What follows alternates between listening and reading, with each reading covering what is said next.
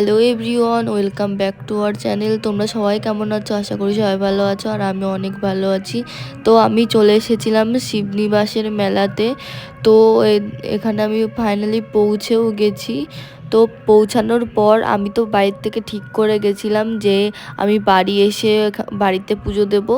তো তারপরে ভাবলাম না, এখানে যখন এসেছি আমার কিছুতেই মন মানছিল না, আর প্রচণ্ড খিদেও পেয়ে গেছিলো সবার।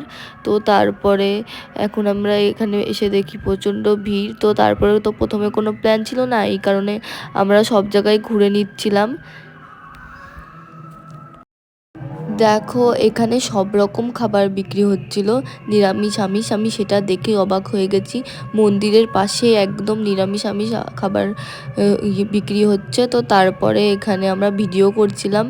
ভিডিও করে নেওয়ার পর আমিও কিন্তু পার্কে চড়েছিলাম। তারপরে ওখান থেকে ফটো টটো তুলে আমরা বেরিয়ে গেলাম।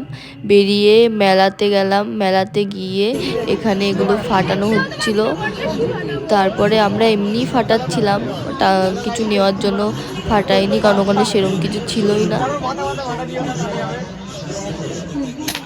এগুলো ফাটানোর পর তো আমরা লাইনে দাঁড়িয়ে পড়ি পুজো দেবো বলে ঠিক করে।